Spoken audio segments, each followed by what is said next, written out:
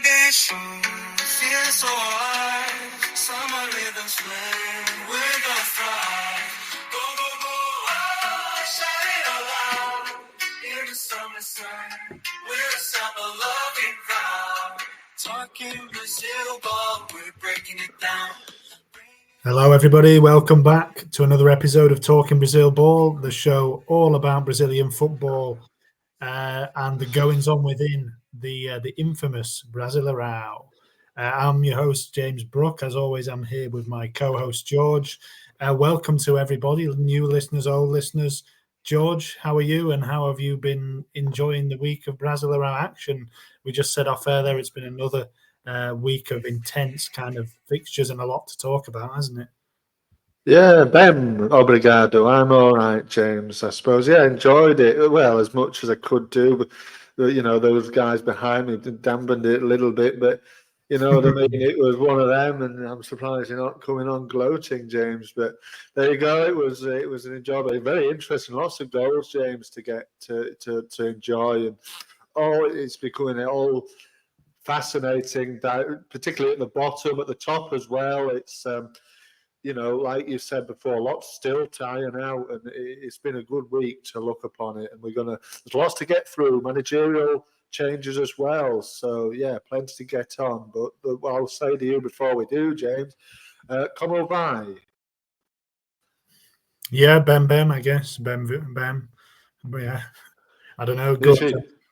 I see it's a good job. I see you've come prepared, James. With your hello. Frozen a bit there, I don't know.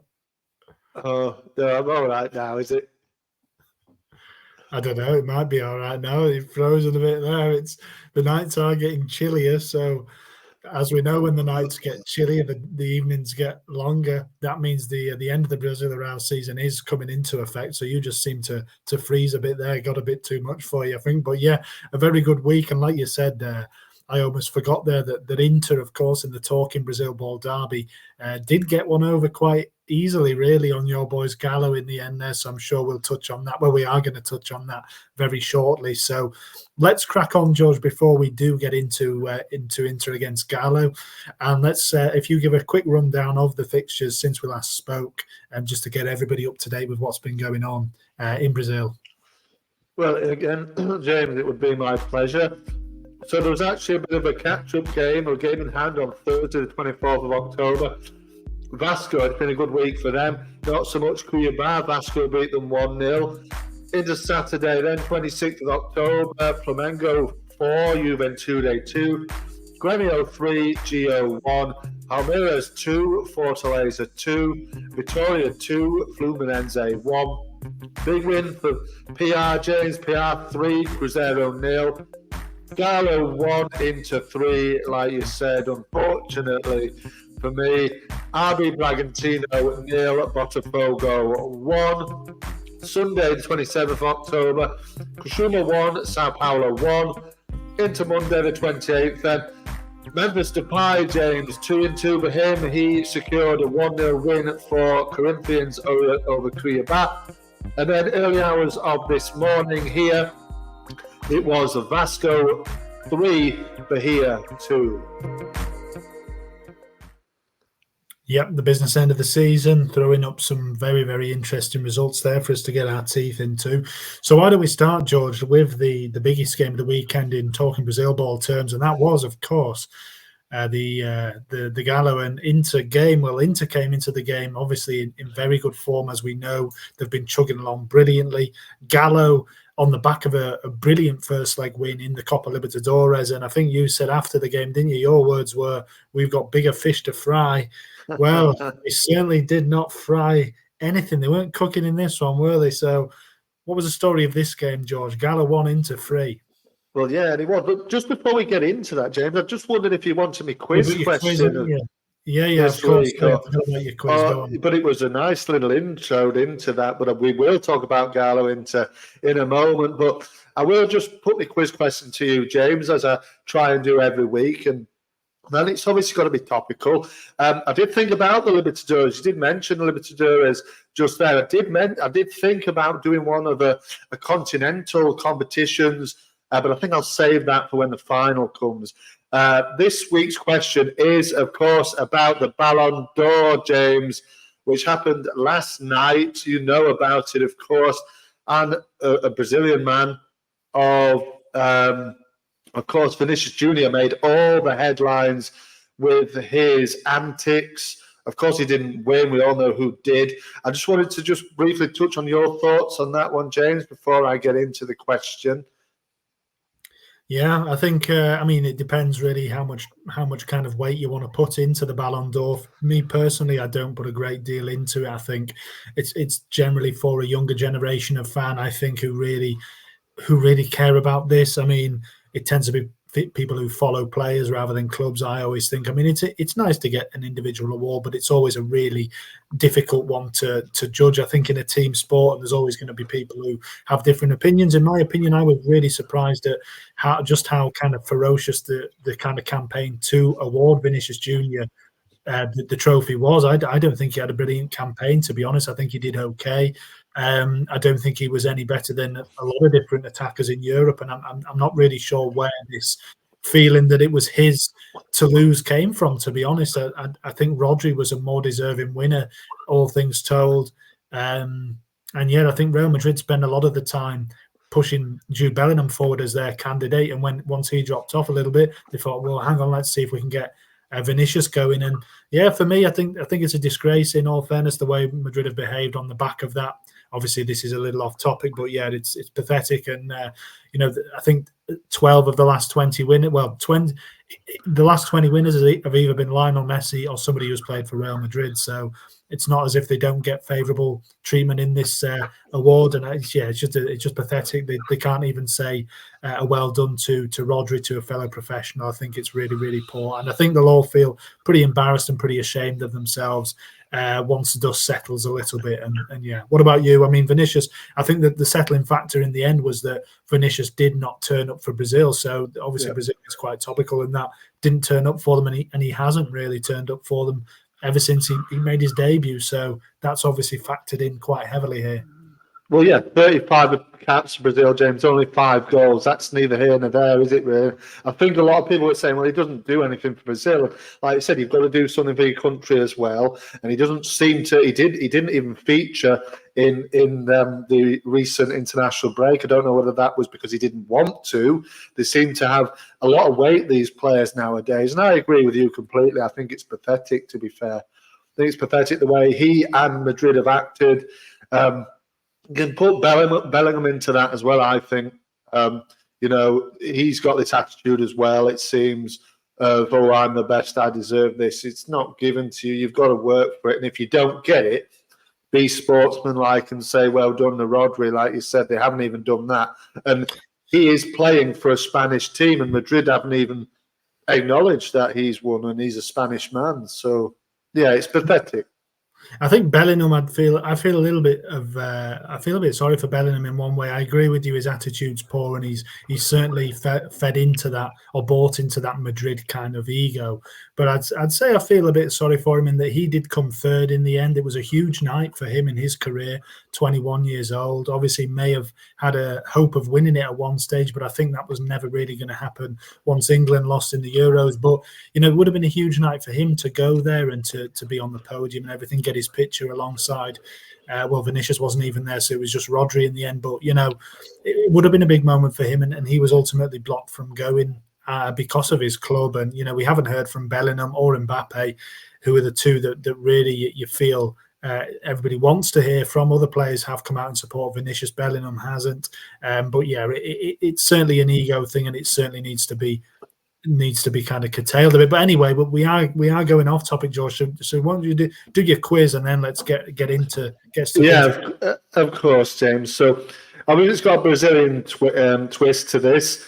So I think there's only ever been 5 Brazilian winners, James, of the Ballon d'Or, and this happened in the space of 10 years. So from the years 1997 to the year 2007, there were 4 winners, but one man won it twice in those 10 years.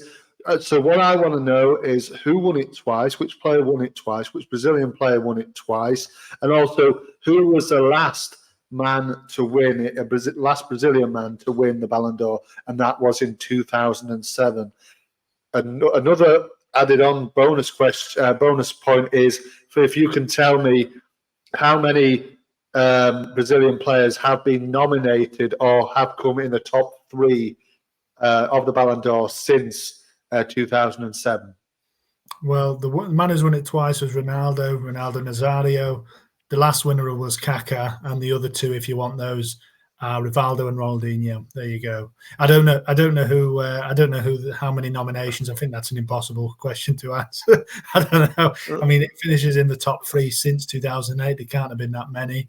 Can't have been many, to be fair. So you got it right, James. Obviously, it was Kaká, 2007. Ronaldo won it twice, and he got the other 2 as well.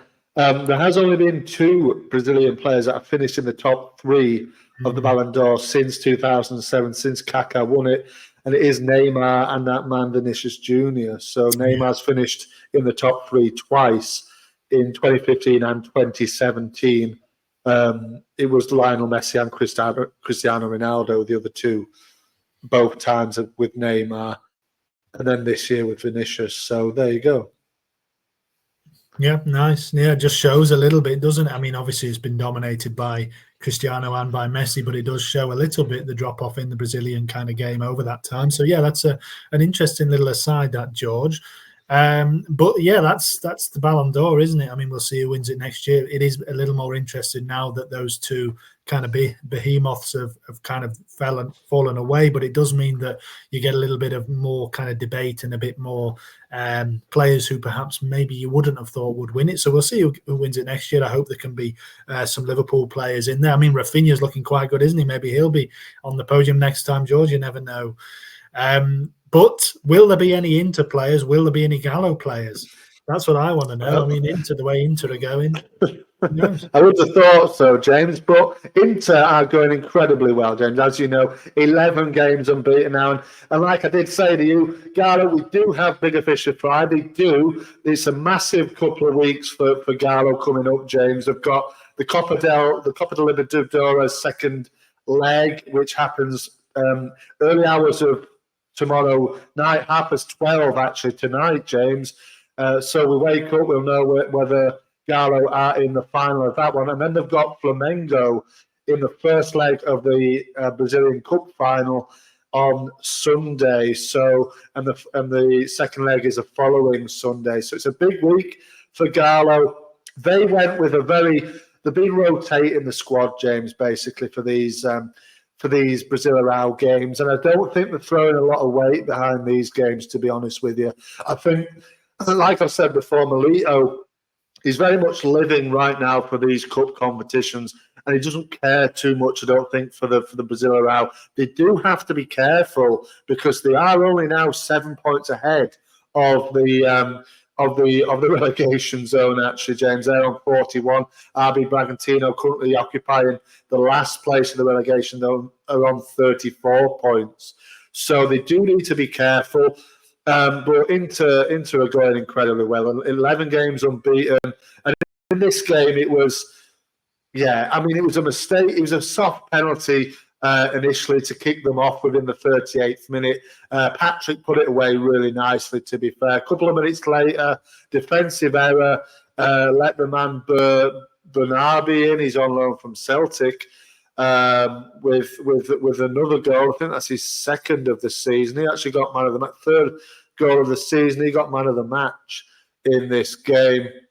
Vargas got one back right at the stroke of half time with a penalty. He seems to get a lot of penalties, does Vargas. Gallo do seem to get a lot of pens, James. I don't know why.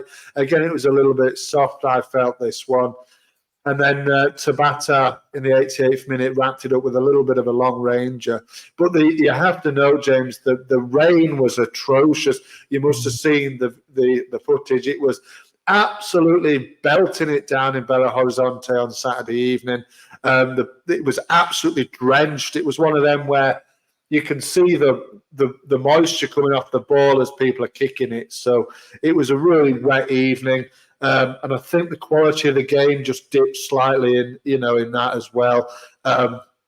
it's hard to play in the rain, isn't it? Torrential rain like that, of course. But Roger Mercado, your mate Roger Mercado, James Suva Mercado, he was very upbeat after the game. Of course, why wouldn't he be? We have the right to aim for something more than G4, he said. He thinks they're going to go for the title. I think he said something along the lines of, well, he said, we know the reality is very difficult, but we have the right to aim for something perhaps more than the G4. Our sequence allows us to do so. And I think he's talking about dreaming about winning the title. And he said, why not? We're having this fantastic run of form, 11 games unbeaten. They just seem like they're never going to lose a game again. They've got a massive one, which unfortunately we won't get to cover, against Flamengo on tomorrow evening as of recording. It's a huge game that. They go ahead of them, James, if they win this game. And I don't see then. The sky's the limit is completely right. You know what I mean? The sky is the limit for Inter as the season draws to a close. Like I said, Gallo, my team, we do have more things to think about. They just have to look, be careful that they don't get sucked in to that relegation scrap, really. Yeah, completely agree. Inter, I think, obviously they're riding the wave a little bit. I mean, fantastic. It's been a good season to support Inter. It didn't look that way at the start of the season, or, even 2 months ago, 3 months ago, it didn't look great. But I always believed they had the quality within them, and we liked the appointment of Mercado at the time. And he has proven that, he is a top manager really at this level, and it is such a big game against Flamengo because that will really signal if they can win that. Maybe they will start to believe that they can push. I think, of course, they've got the right to dream. Every team does, but if you look at it, even if they do win that, so that's their game in hand, and it's amazing they've finally been able to catch up with those games. It'll be nice to see everybody having played the same games, won't it? Obviously, Gallo and Atletico into the other two who've played a game less, but even if they win that, say they'll be 9 points behind Botafogo at the top of the table with 9 games left. That's you're hoping, or you need at least Botafogo to lose 3 of those games. I don't think that's happening, to be quite honest, and that would require Inter to win all of them and Botafogo to lose at least 3. It's not happening in reality, but they do have a very, very good chance of getting there, getting top 4 now, and it would be some turnaround really if they could do that. As you say, for Gallo, they do have a huge week ahead of them, and you can understand the need for rotation from Milito there. How do you feel, George, going into? I mean, the Copa Libertadores semi is pretty much wrapped up already, isn't it? I mean, you don't want to get too ahead of yourselves, but it is 3-0 on aggregate, and then obviously the cup final might be a bit of a closer affair. Both teams not in especially brilliant form, so it might be a bit of a slog. That. Yeah, I didn't actually realise, James, that the cup final was over 2 legs actually.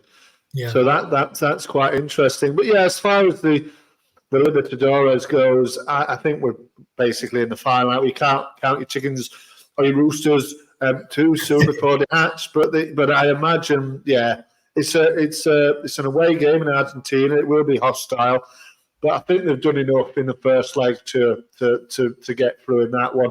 We do obviously envision it being an all Brazilian final this time, with Botafogo absolutely smashing their opponents when it Penarol in the first game. And yeah, I think in a one-off game in the final of the Libertadores against Botafogo, for example, I think they can win. I think they'll beat Flamengo in the 2-legged cup final. So I do think they'll come away with a cup. And Milito, like I said, he's sort of thrown the league a little bit, and he's all focused on these cups that they've got to the latter stages, which is fine. Really, like I said, they've just got to watch out that they don't get sucked into this scrap at the bottom. But he has actually been nominated for the Best World Award, which I've never heard of, Milito, alongside his opponent actually, or this evening or early hours of tomorrow morning. Marcelo Gallardo from River Plate, he's been nominated as well. So has Arthur Jorge from Botafogo. I've never heard of this award, James. But apparently he has been nominated for it. So fair play to him. I've been a little bit on the fence on not, and a bit more like, he should go a little bit towards the start of the season. But I've come to realise that, yeah, he's thrown a lot of weight behind these cup competitions. And if he can win 1 or 2 of them, it's a great season, and they can push on in the league next year. It's not the main priority at this point. No, certainly not. Like I said, they just need to make sure they don't get sucked in there. And you'd have thought they'd have the quality, even with rotation, to pick up results. I mean, this game, Inter, is one of the most difficult games in the league at the moment. So you'd think they'd have enough quality. They've got Gio next. And if they win that, you'd fancy them maybe to have done enough, more, just almost enough already. So, yeah, if they can get one or two, if they get two of those cups, then that is a fantastic season, really, whatever way you look at it. And they can really use that as a springboard on for next season. And if they don't win them, there is a scenario where they win neither of them, then it'll be interesting to see whether Milito does keep his job, because it does feel as though that is the thing that is keeping him on there, really. But yeah, don't count your roosters before they hatch, George, indeed. Anything else you'd like to say about this one? We kind of wiped the floor with you, didn't we, a bit? But, I don't want you to talk too much on it. Well, yeah. Well, this is it, isn't it? You did, but it's one apiece, isn't it, James? We did beat you in I think it was July. We beat you, so it's one apiece. We'll see what happens next time. But also, just as a side shoot and completely off topic, it is actually today we're recording. 2 years ago today, James, that was the day we beat you at Anfield, that Crescencio Somerville goal. So we're still celebrating that. So I can at least bring that back on you, Yeah, that's true. Fair enough. I did see that on Twitter earlier today. I remember that sitting downstairs. I was absolutely fuming, but there you go. You got one in the end, at least, I guess. But anyway, come on, you Colorados. A fantastic win for the boys, and Supermercado keeps on staying open for business. Yeah,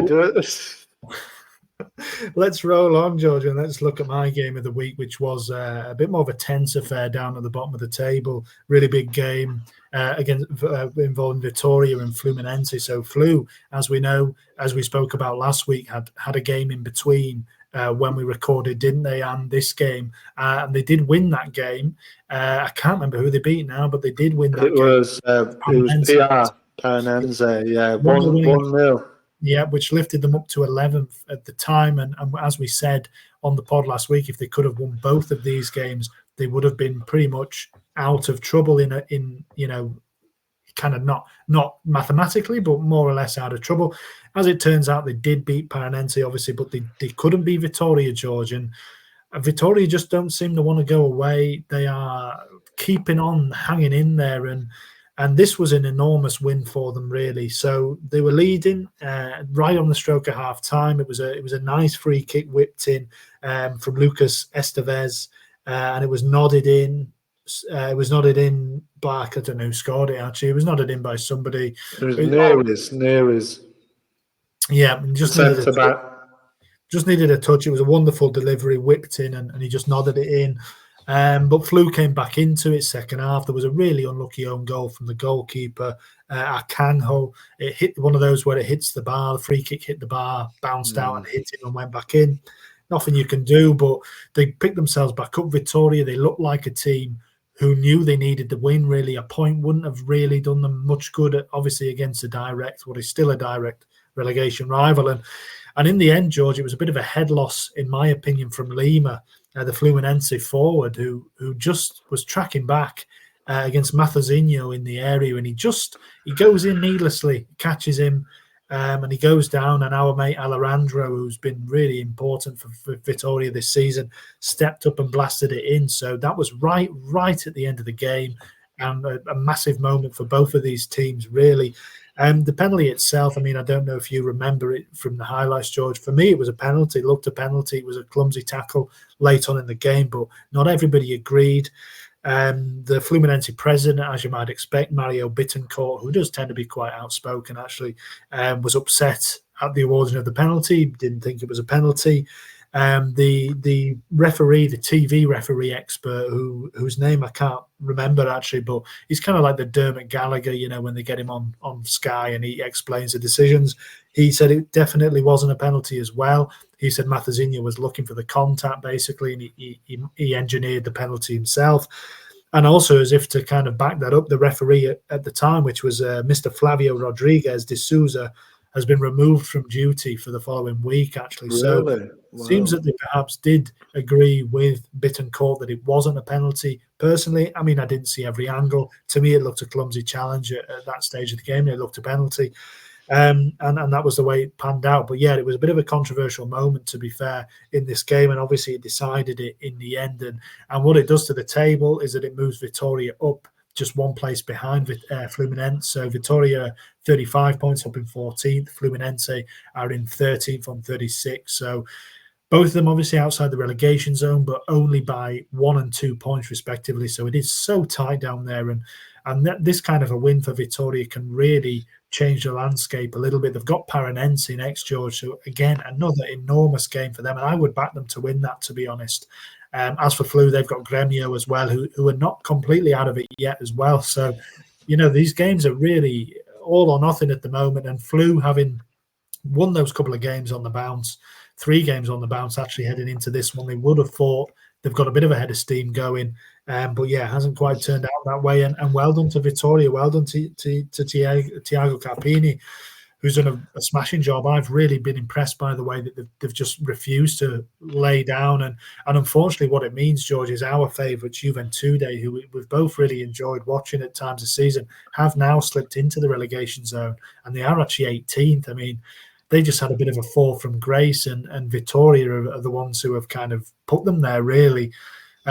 So yeah, we'll see what happens. Obviously, still 7 games to go, and with it being so tight, a lot can still happen. But this was impressive from Vittoria.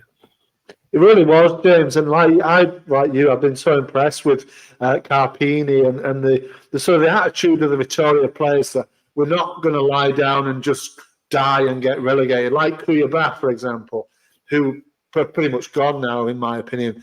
They have consistently, they're unbeaten in 3, coming up against Fluminense, direct rival, Bragantino, last time direct rival, really, at this moment.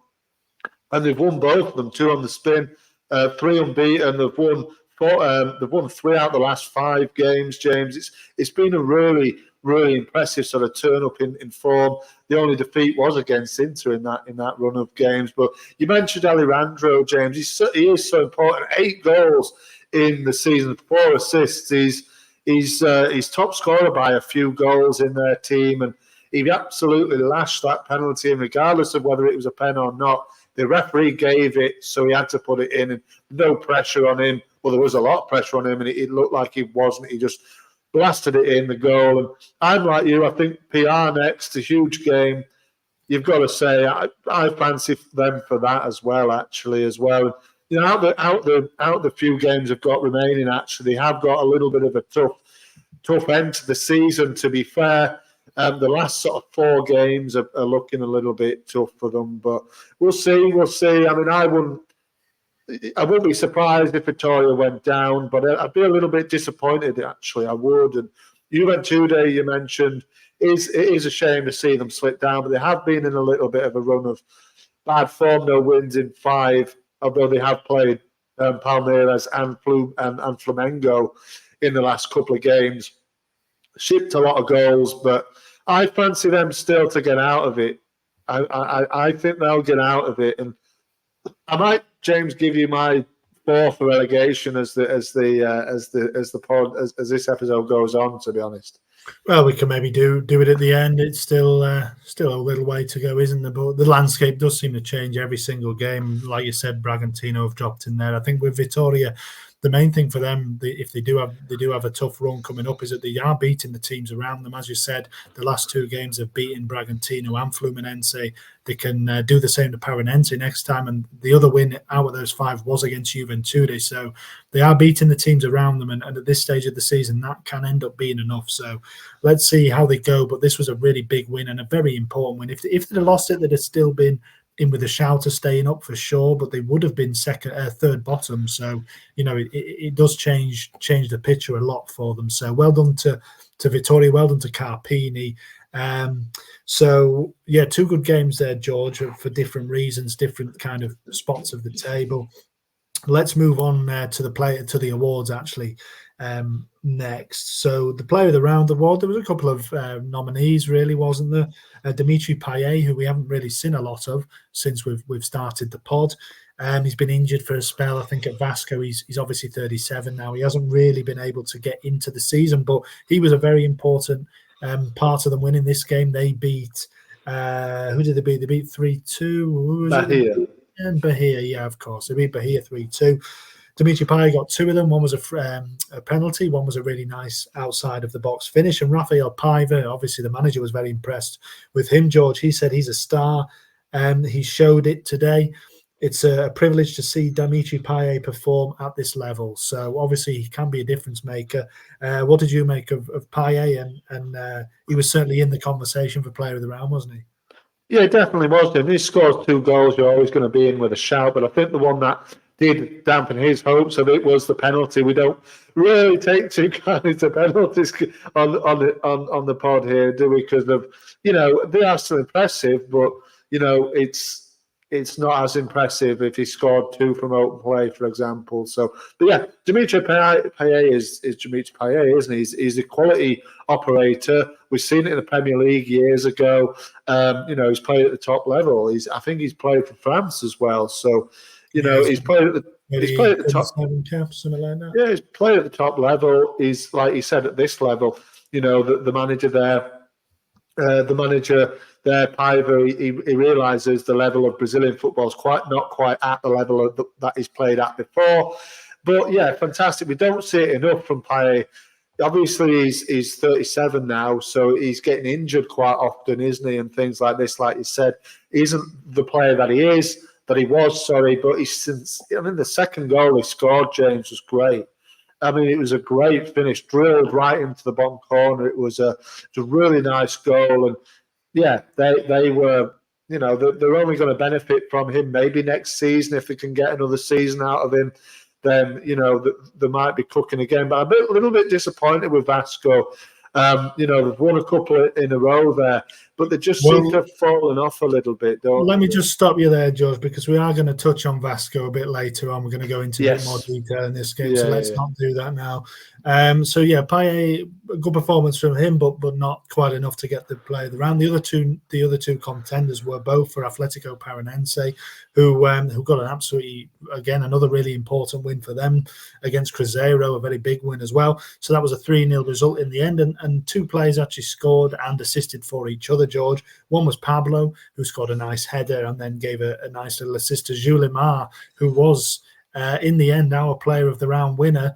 And the reason for that, George, was his ball in for Pablo's header was absolutely delightful, whipped it across really, really well. And then he scored a nice kind of goal himself, bit of a long ranger outside the box to kind of kill the game at 2-0. So, George, what did you make of Julimar and also Pablo's performance? And what do you think this means for Paranense? Yeah, look, both of them. I think it could have been either of them, James. We were deliberating, weren't we, for a little bit. Who should get it? There weren't any other obvious candidates. There was Ademir, I think, as well for Bahia, who got the same, a goal and assist last night for Bahia, but they lost the game. Massive win for PR this. And yeah, Julimar was like you said, that ball in was delicious, wasn't it? He just had to, on his head, straight on his head. He's a big chap, I think, is Pablo, and it was just there for him to head in. His goal was nice as well. Yeah, he's a welcome winner. He's a worthy winner of our award this week, and it's huge for Paranense. Obviously, it's huge as well for Lucho Gonzalez. His first win as Paranense manager, isn't it? So, and it just lifts them out of the relegation zone on goal difference by a goal, basically. PR on -5 goal difference, RB are on -6, and they're both on 34 points. It's huge. It's the first win for what? It's the first win in 11 games in Serie A. It's the first win since, I think, July the 28th in the league. So they have had some other wins in the cups in the meantime, but yeah, they've gone a heck of a long time, and that's reflected in the league table. Well, yeah, because the thing is, James, Marini had this sort of thing where he was really good in the cup competitions, but he was awful in the league, and he's just messed them up. I think since Kuka left, they just haven't recovered from that kind of shock of him leaving. And they've just been a mess around the whole season, really. And for me, as you know, along with Bragantino, for me, these two teams deserve to get relegated. But, will they do? This result is huge. Cruzeiro aren't exactly going well, but they're up in the higher echelons a little bit at the table. It will be a massive confidence boost for Lucho and for his team. So let's see where they can go. Like we know, they're playing Vitoria next. Can they? If they win that, it's if we say how it is important for Vitoria, it's so important for Paranense as well. If they win, they catapult themselves a few points away from the relegation zone. So it's so tight. It's unbelievable. But for me, they deserve to go down. It was a very, very surprising result for me, this one on the weekend. But Denise, for Cruzeiro, still no wins, James. I don't know what's going on, really.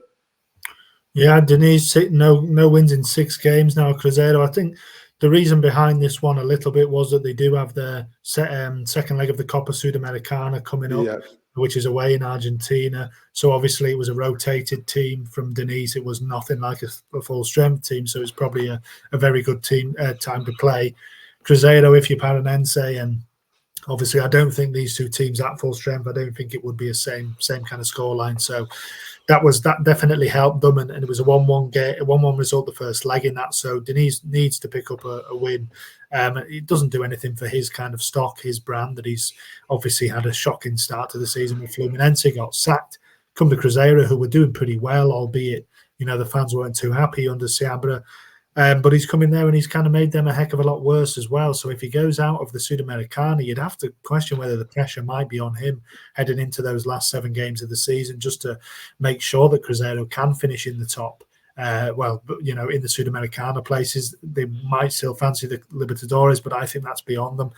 But yeah, Denise has to be a little bit careful, to be quite fair, and these results like this one aren't going to help his cause. Just on Paranense, I think one thing that's going to help them massively really is that Fernandinho has come back. He was out for about 2 months. He played the last 25 minutes here. Obviously, a very experienced player, a real kind of winner during his time with City, captained City for a little while. So big player for them, and he's missed a big chunk of the season, and that's kind of coincided with their downturn in form as well. So you'd imagine he would come and steady things a little at least.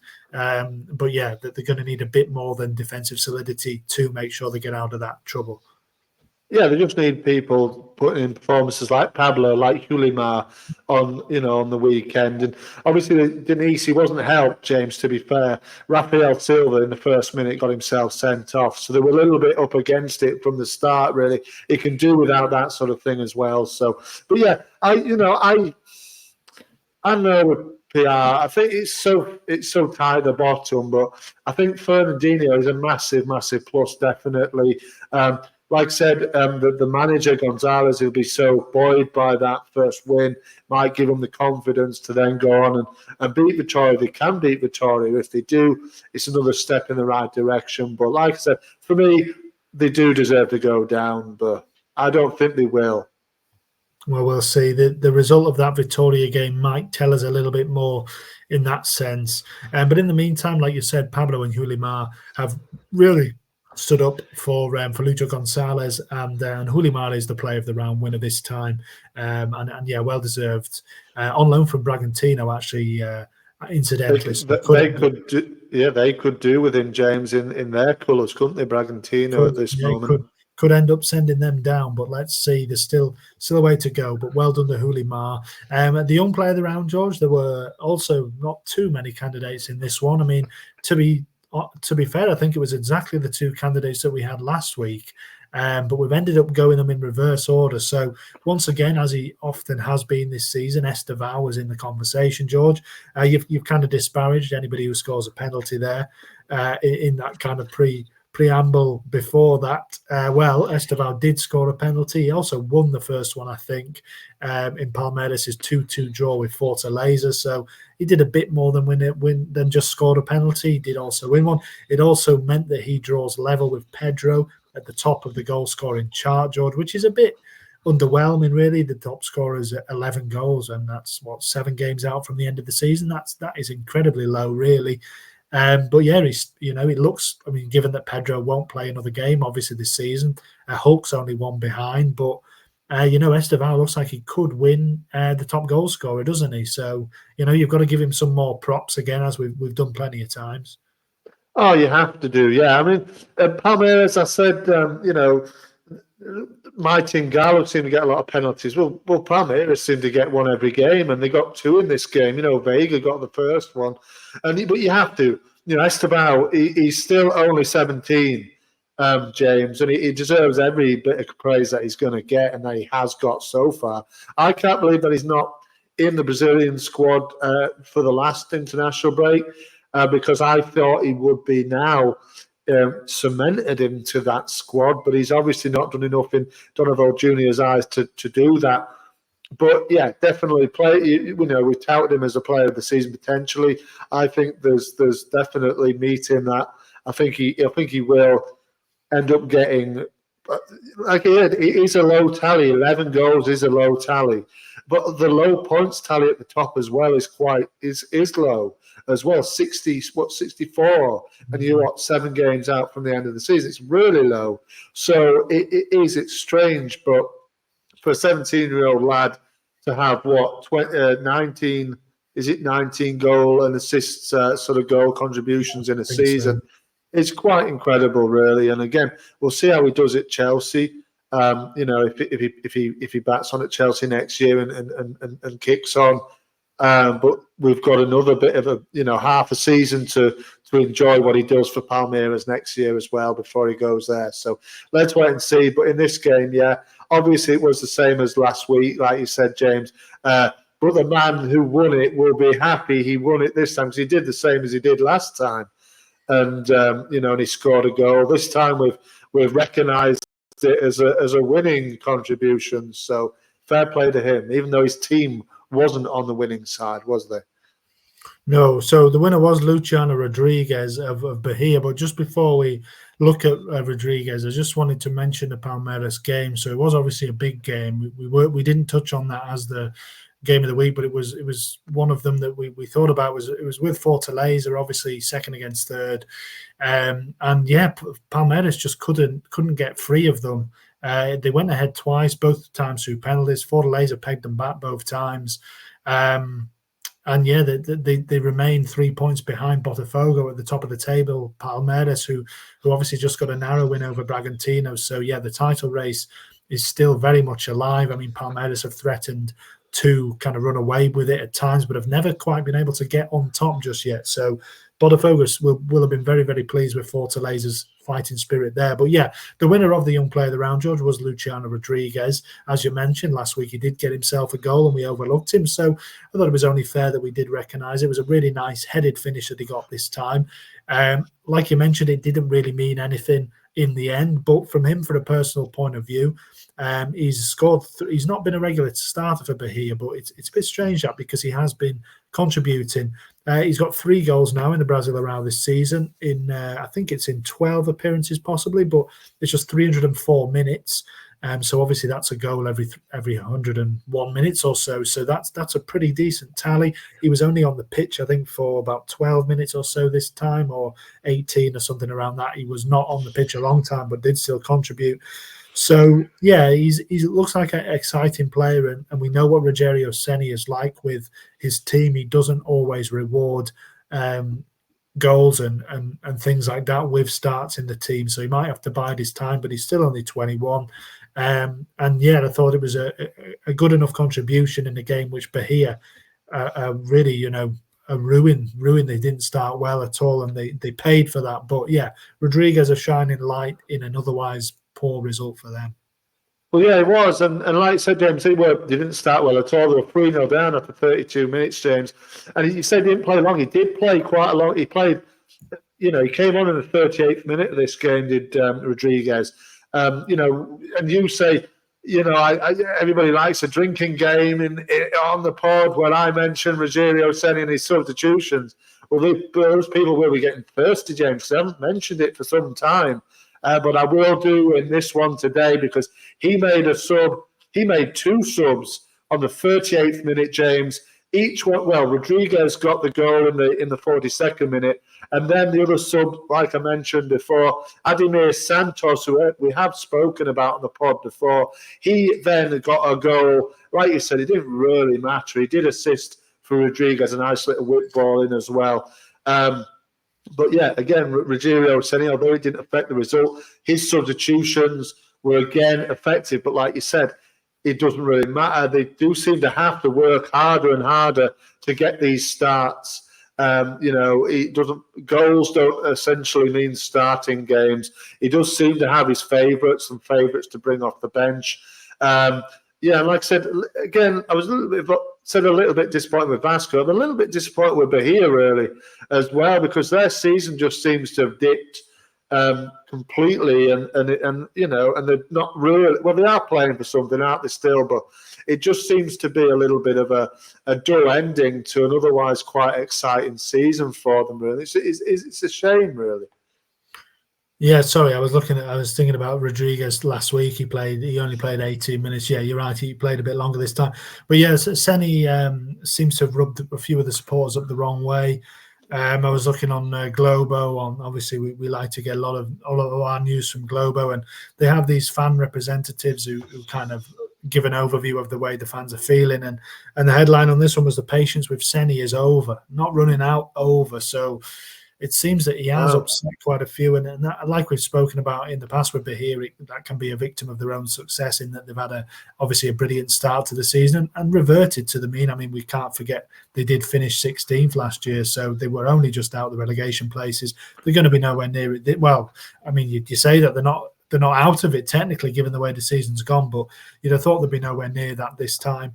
So, yeah, I think it seems to be more about his team selection and that kind of thing, which is obviously something you've praised him for a lot, George, but it seems that perhaps it's one of those where, if it isn't working, it starts to look a bit like, well, he's either messing around with players who should maybe be starting and bringing them on too late, or he's chopping and changing a little bit too much. And when a manager's tinkering with things and you watch the team every week, the fans can kind of quickly get bored of that, to be honest. So it seems that Ceni might be on a little bit of thin ice. I'd suggest that there might be one or two perhaps slightly better jobs in the kind of on the radar for him. If with no disrespect to Bahia, he's done a good job there. So if he does end up going, then I'm sure that there'll be plenty of teams who would be pleased to have him on board. So let's keep an eye on that one in the closing end of the week, closing kind of weeks of the season. But disappointing for Bahia. For Vasco, of course,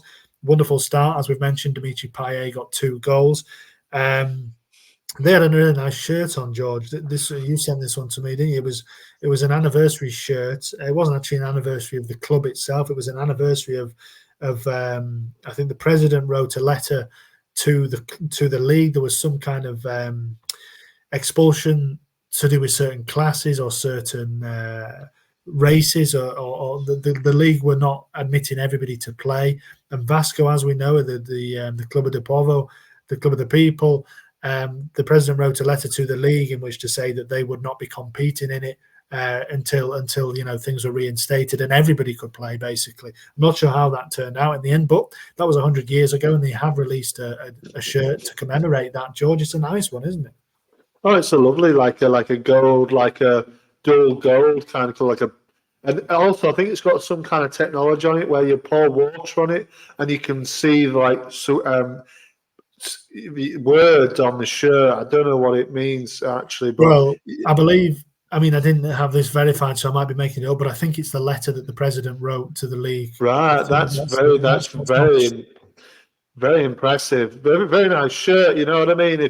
I love it, but the Brazilian team seem to release a shirt for every time somebody, I don't know, breaks wind, don't they? Let's make a shirt for it. But you know what I mean? They're releasing a few if you were about, weren't they? Oh yeah, they would, but that's good. I like the kind of special edition shirts and stuff like that. This one's really nice. Yeah, really nice colour. It's got the sash on it, hasn't it, as well, with the red with the red light cross. So yeah, it's a really nice shirt. They won the game in it as well, so the fans will, I'm sure, it'll go down as a good one. But I don't know, are they wearing it more than once, James? Or it's just like a one-off shirt? I don't know. They do tend to be one-off shirts, to be honest. So I'd Yeah, imagine they do it. It was one of them. It looked nicer on the pitch. I mean, the shirts often do, but the colour was a bit better. I don't know whether it was because the players were getting sweaty, but it did. It looked nicer on the pitch than it did on the pitches. It was a bit more shiny, and there was something more special about it. Yeah, it's got like the gold back as well, hasn't it? It's got like the white sash, and then like the gold. The rest of the kit's basically like a dual gold, So it's really nice kit. I love these kits. Like I said, they do seem to bring out a lot of them, and it's a little bit hard to understand at some points why they're doing it. But I love it. Who doesn't like a new kit every now and then? I wish the English teams might take a bit of heed from them and do it themselves, because we very rarely get them over here, do we? Unless it's an anniversary shirt, 100 years or maybe 150 years or something like that. But yeah, it's to a penny in the Brazilian, it seems, and I'm all here for it, James, to be fair.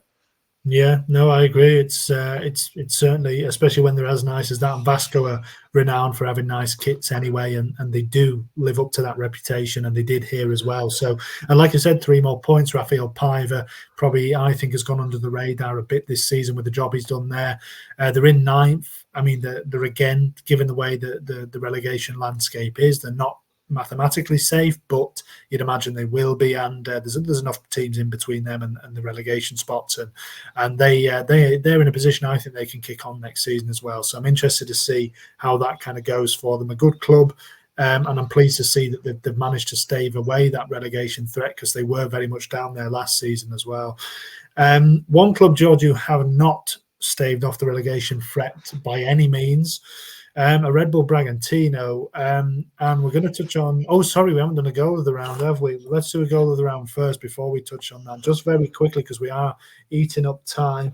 The goal of the round, George, we had a bit of a debate, didn't we? Hercules, as we've mentioned, Fortaleza, the equaliser there, was a really nicely taken goal out from a corner, but the winner for me was slightly indisputed, really.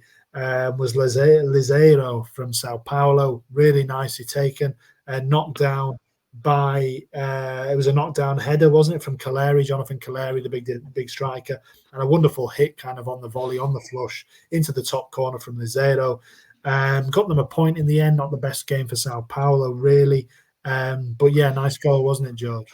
Oh, it was a lovely goal, James. And I must admit, I said, "Oh, Hercules!" I did like that Hercules one, running onto it, curling it into the corner. But yeah, I want to watch the Liseiro goal back. It was an undisputed winner, really. And Sao Paulo will be really disappointed with that draw, James, away at Criciúma, because Criciúma, it's a team you've got to, no disrespect to them, but the way Sao Paulo are, you've got to beat them. You have to beat them. And the goal itself they gave away was horrendous. It was like a comedy sketch. It was like, can you believe this actually happened? Nobody wanted to kick the ball away, and the guy just, well, thank you very much, and put it in the net. Vizu, and that was to put them in front. This was a late goal, 87th minute goal from Liseiro. So in the end, they had to scrap for a point. But Liseiro on loan in Switzerland last year, James, which is quite an interesting little tidbit. Played for Uverdon. Have you heard of them? You've heard of them? Yeah, that's what I mean. Have you heard of them? Uverdon? You've heard them? No, I've actually never heard of them either. So I'm not sure what's taken him there, but yeah, a bit of a funny one, that, isn't it? But yeah, he's obviously got a bit of something, and it was, like you said, a late goal to rescue a point. Criciúma are an awkward opposition. Obviously, like you said, Sao Paulo would be favourites for that, but Criciúma are by no means an easy prospect at times. They've given plenty of teams a game. They're up in 12th, obviously not quite safe yet, but they're yet to really feel that sting of the relegation zone. For Sao Paulo, Zubeldia, obviously it's been a good first season, I would say, from Zubeldia. They're in 6th, they're on course for a Libertadores qualification, which I think would have probably been the aim at the start of the season. To be fair, I mean, he said that is their aim, to get the top 4. But he did say that, I think he said it would be tricky for them to get it'll be tricky for them to get top 4, which it probably will. They are 3 points off Flamengo. They could still get it, but they should get top 6. So he said they'll go until the end, but it might be a bit beyond them top 4 by now. But if they can get top 6, I don't think they'll be all that bothered. And yeah, I think this was a case of take the point and move on. They've got Bahia next, which is a big one because they are directly below them in the table. A win there would put real daylight between them. A loss would obviously pull them back towards them. So yeah, an important goal for Lizero just to get that point on the board and just to pop it down the hatch and move on, I think, really. Yeah, exactly. That's it. Isn't it? He hasn't scored that many, only its 3rd goal of the season, James. So, yeah, it's probably, delighted to get on the score sheet, isn't it, with a lovely goal like that as well. So, fair play to him. Sao Paulo will keep going to the end, like he said, and we'll see where they go. But they are only 3 points off Flamengo. Flamengo do seem to be faltering a little bit, in a sense. So, we'll see where it goes, Yeah, obviously Inter in there as well. They're the team to stop at the moment. So I'd say top 4 is a bit beyond them, but top 5 perhaps a different story. But yeah, let's see what happens in that respect. Like I said there, though, George, down the other end of the table, there has been a managerial change, and it's one which you've predicted coming for quite some time. I mean, I thought that given the status of Red Bull Bragantino as a club within the Red Bull franchise, they may be a bit more patient, but their patience has been tested to the point that they have sacked Pedro Caixinha. He's gone, George. What's your thoughts on this? Well, he should have gone ages ago, James. They've won 3 games in 20 league matches.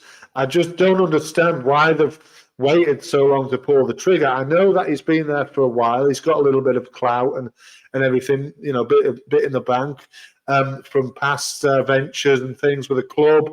But yeah, just you had to let him go earlier. Let him, they're on the way to relegation. They were on the way to relegation. I don't know if he left or if he was sacked, but it was time to go. It was past time. You can't just keep losing games. They haven't won a game. I don't think they've won a game since early doors of September. The 1st of September was the last time they won a match. That's 7 without a win. And like I said, 3 wins in 20 league matches. That's incredibly bad form. And I really don't know why they've waited so long. And like I said, with PR, these definitely, the RB Bragantino definitely deserve to go down. Yeah, they came 6th last year, and you'd imagine that the thought would have been to kick on this season. Like I said, as part of the Red Bull franchise, they probably would be expecting a little bit more. I mean, it's a tough league. Obviously, we know that teams can drop. Look at Santos last year, but he's just gone a bit too close to the bone for them. I think, like you said, the change should have probably come earlier, but the saving grace for them is that it is so tight down there. They are level on points with PR, who are 16th place. So a couple of good results, and they can be back up out there. They've got Cuiabá next. A win there, and they can suddenly be looking a bit healthier. So it'd be interesting to see now the way that they go. And it seems that, George, I don't think this has been made official yet, but it does seem that Fernando Seabra, the old Cruzeiro manager, is going to be the man who comes in after Caixinha. And you have to say that looks like a really, really good appointment. He is well known at Red Bull Bragantino. I think he's been there in various positions ever since 2009.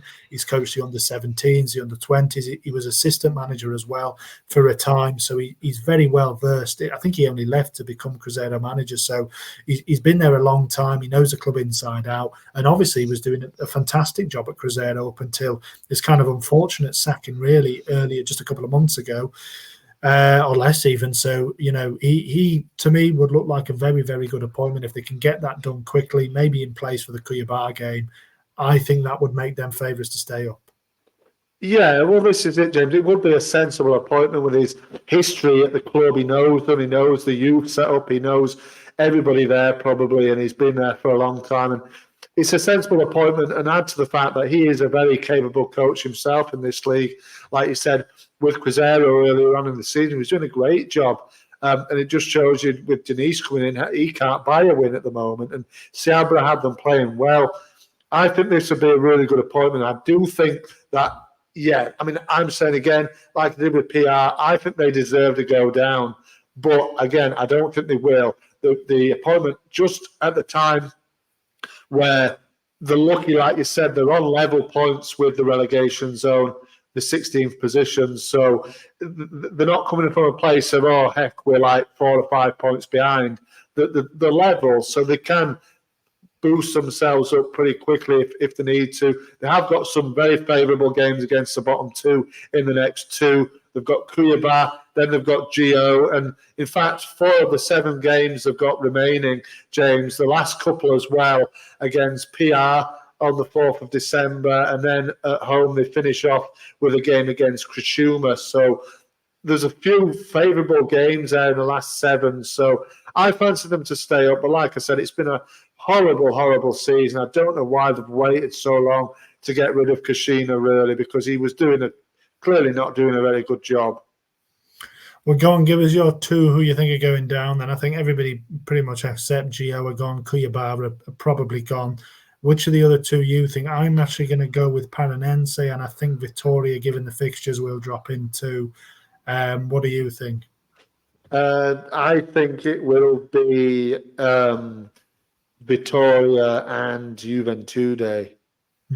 Okay, interesting. I mean, that would mean that all of the bigger sides end up getting away with it, really. RBB, Paranense, Corinthians, Fluminense. So let's see. I mean, that feels like that would feel like the kind of the status quo, really, wouldn't it? But maybe there'll be a surprise. One of them will drop in. Obviously, Corinthians, we haven't mentioned Corinthians got that massive win against Cuiabá themselves, 2 wins in a row now for them as well. So, George, that concludes the roundup. Obviously, a lot to get through, as we said, a lot going on every week now. Do you want to run through the fixtures for next week, and then we'll just pick the games of the week based on that? Of course, James, it would be my pleasure. So there's the game in hand for your team into James tomorrow evening. They face Flamengo. Then into the match day we'll cover in next week's pod.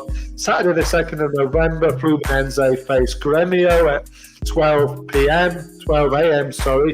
At 7 p.m. English time is RB Bragantino against Cuiabá. Then at 9:30, it's PR against Vitória and Juventude hosting Fortaleza.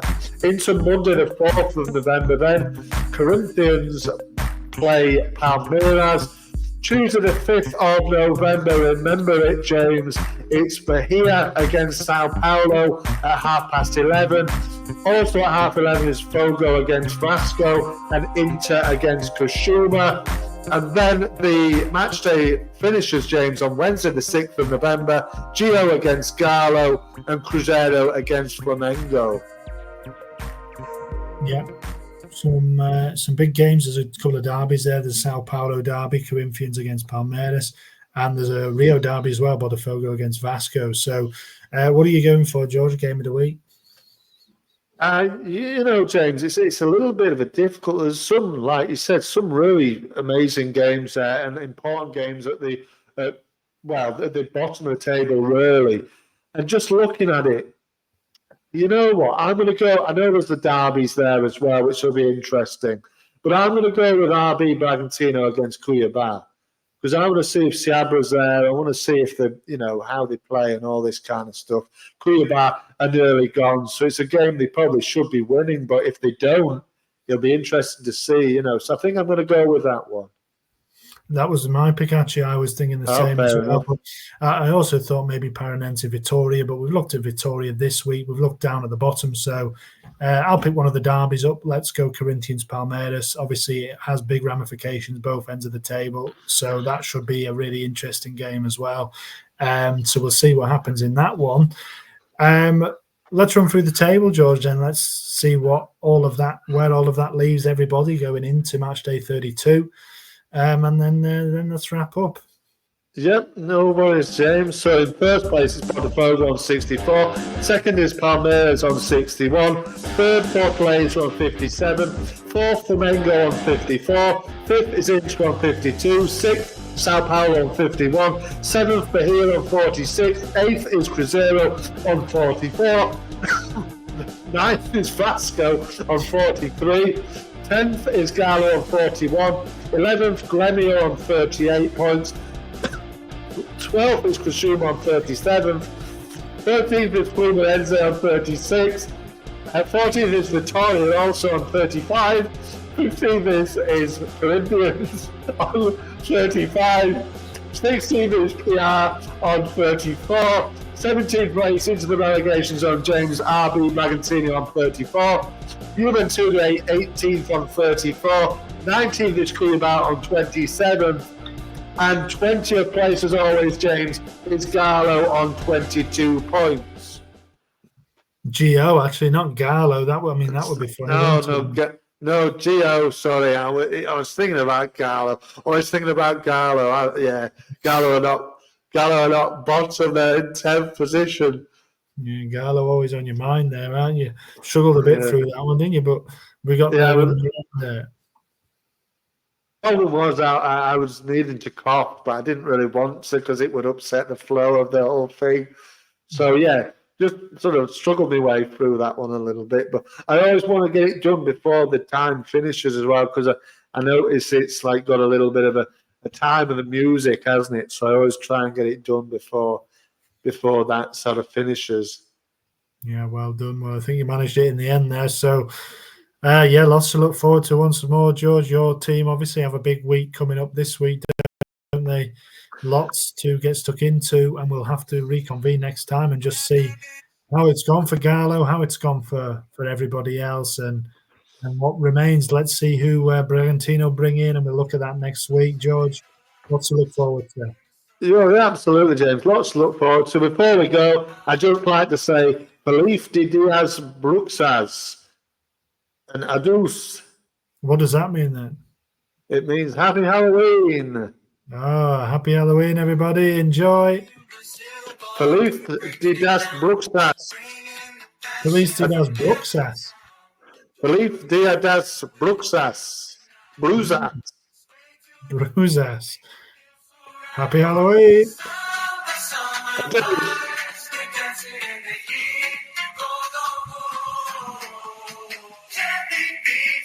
Brazil, spread love and